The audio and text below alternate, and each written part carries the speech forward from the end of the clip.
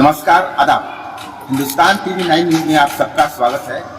मैं अभी बेतिया के हॉस्पिटल रोड पे मौजूद हूँ और नगर निकाय चुनाव के बारे में आज बात होगी। सभी को पता है कि नगर निकाय चुनाव बिहार में खत्म हो चुका है, अभी फैसला आना बाकी है। सभी को इंतजार है कि 20 जनवरी को क्या फैसला आएगा, इस पर सभी की नज़र टिकी हुई है।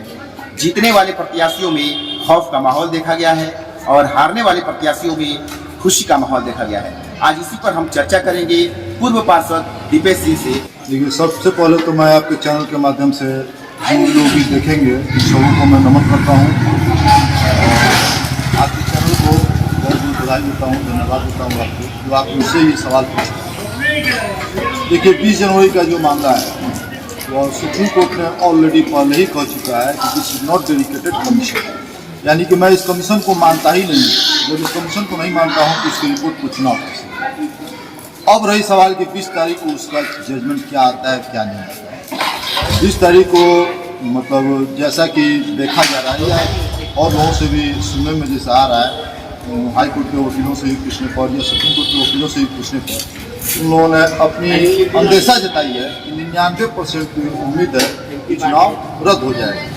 चुनाव रद्द हो जाएगा उस परिस्थिति में जितने भी उम्मीदवार विजयी उम्मीदवार जो भी हैं उन लोगों का क्या कसूर है और जो हारे हुए हैं उन लोगों का क्या कसूर तो इसको किसी का नहीं। अगर देखा जाए तो सारी गलती निर्वाचन आयोग और राज्य सरकार की है, बिहार राज्य सरकार की है। निर्वाचन आयोग जब 6 तारीख को वहाँ से फैसला हुआ, जो 9 तारीख को यहाँ फैसला पहुँच चुका था, तो निर्वाचन आयोग को उसी को विड्रॉ करना चाहिए था, चुनाव रोक लगा देना चाहिए था, फैसला का इंतजार करना चाहिए था। लेकिन किस कारण से, किस वजह से जल्दबाजी में चुनाव हुआ मुझे नहीं पता है। और अगर चुनाव कैंसिल होता है तो मानिए कि दोनों का नुकसान है, पब्लिक का भी नुकसान है और सरकार का भी नुकसान है, क्योंकि सरकार जो चुनाव कराती है, निर्वाचन आयोग जो चुनाव करा चुकी है, उसमें जो भी पैसा खर्च हुआ है और वो करोड़ का जो खर्च हुआ है वो हम जनता का ही पैसा है।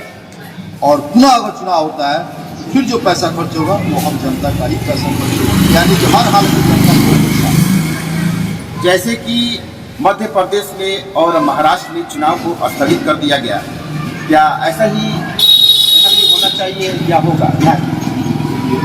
उम्मीद पर तो दुनिया का है।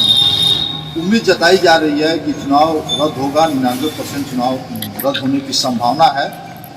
इसमें थोड़ी गलती हमारे हाई कोर्ट के जस्टिस से भी हुई है। जब 9 तारीख को उसका फैसला यहाँ हाई कोर्ट में आ चुका था तो जो हमारे चीफ जस्टिस हैं संजय करोल, जैसा कि अनामुल्ला के बेंच में यह केस गया, तो 6 तारीख को उन्होंने 1 तारीख को ट्रांसफ़र कर दिया चीफ जस्टिस के बेंच में, यानी संजय करोल के बेंच में, जो 6 तारीख को डेट पड़ा था।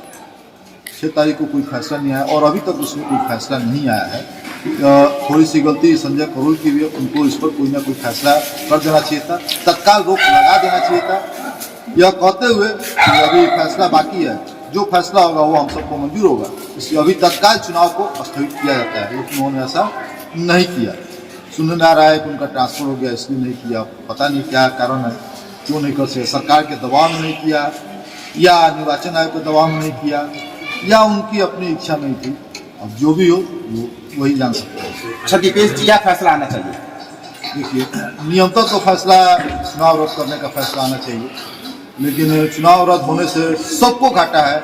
इससे मैं नहीं चाहूँगा कि चुनाव रद्द हो। हालांकि चुनाव रद्द होता है तो मुझे फायदा होगा, क्योंकि मैं भी एक उम्मीदवार था और हारा हुआ उम्मीदवार था, इसलिए चुनाव रद्द होता है तो फायदा मुझे भी होगा। लेकिन मैं अपने फायदे के लिए सिर्फ सोचूं कि चुनाव रद्द हो जाए, यह सरासर अन्याय होगा, गलत होगा।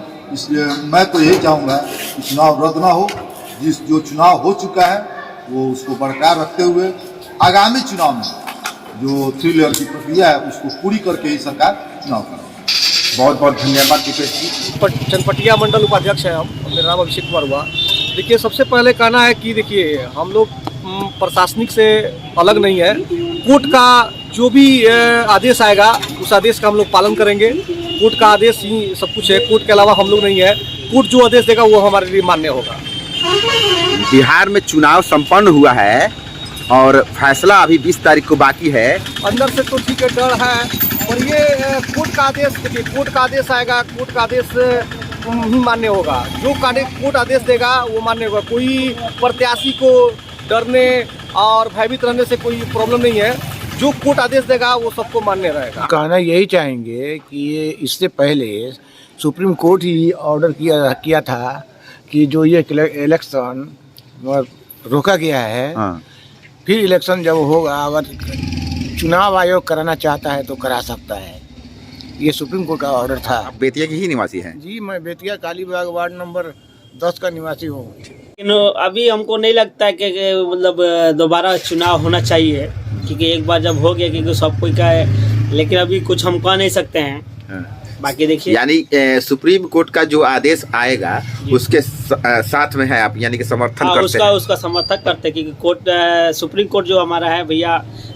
मगर ये आपको लगता है कि नहीं कि बिहार सरकार द्वारा गलती की गई है और चुनाव आयोग अब द्वारा? तो ये जल्दीबाजी में हुआ है या कैसे हुआ है, वो तो सरकार और कोर्ट के बीच का मामला है। और बाकी जो इलेक्शन हो गया है, जो प्रत्याशी जीत गए हैं, जो प्रत्याशी हार गए हैं, अब वो बात का बात होगा। अब देखिए आगे 20 तारीख के बाद मालूम चलेगा। सुनने में आया है कि जीते हुए प्रत्याशियों में खौफ का माहौल है ये तो है कि फिर से इलेक्शन होगा तो रद्द हो जाएगा। हारे हुए पार्टी हैं वो भी मतलब खुशी मना रहे हैं, चलो दोबारा होगा तो हम लोग कुछ अलग से मेहनत करेंगे। अच्छा। आपका परिचय? आप बेतिया के निवासी हैं? जी, मैं वार्ड नंबर 15 मोहम्मद एहसान, द्वार देवी चौक।